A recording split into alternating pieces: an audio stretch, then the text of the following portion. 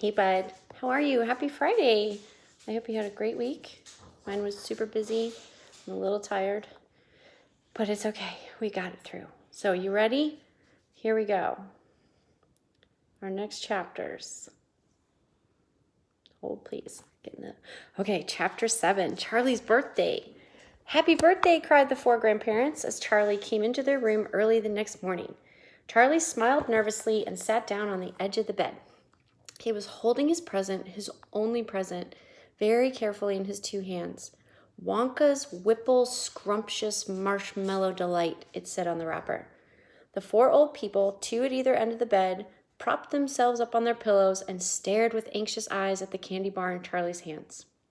Mr. and Mrs. Bucket came in and stood at the foot of the bed, watching Charlie. The room became silent. Everybody was waiting now for Charlie to start opening his present. Charlie looked down at the candy bar. He ran his fingers slowly back and forth along the length of it, stroking it lovingly, and the shiny paper wrapper made little sharp crackling noises in the quiet room. Then Mrs. Bucket said gently, You must not be too disappointed, darling, if you don't find what you're looking for underneath that wrapper. You really can't expect to be as lucky as all that. She's quite right, Mr. Bucket said. Charlie didn't say anything. After all, Grandma Josephine said, in the whole wide world there are only 3 tickets left to be found. The thing to remember, Grandma Georgina said, is whatever happens, you'll still have the bar of candy.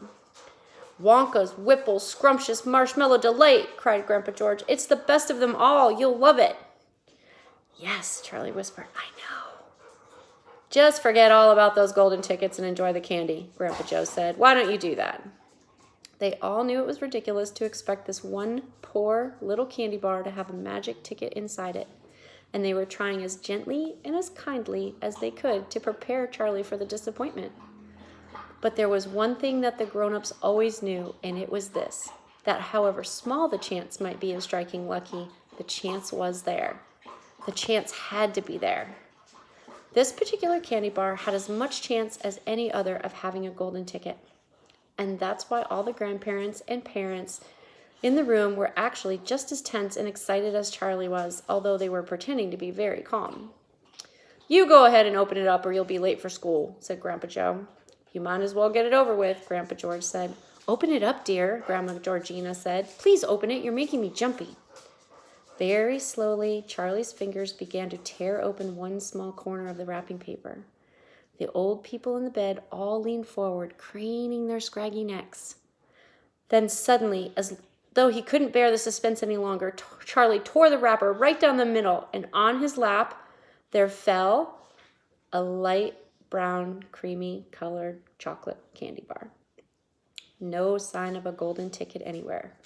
Well, that's that, said Grandpa Joe brightly. It's just as we suspected. Charlie looked up. 4 kind old faces were watching him intently from the bed. He smiled at them, a small, sad smile, and then he shrugged his shoulders, picked up the candy bar, and held it out to his mother and said, Here, Mother, have a bit. We'll share it. I want everyone to taste it. Certainly not, his mother said, and the others all cried, No, we wouldn't dream of it. It's all yours. Please, begged Charlie, turning around and offering it to Grandpa Joe. But neither he nor anyone else would even take a tiny bite. It's time to go to school, my darling, Mrs. Bucket said, putting an arm around Charlie's skinny shoulders. Come on now, or you'll be late. No golden ticket. Maybe next time. Love you, bud.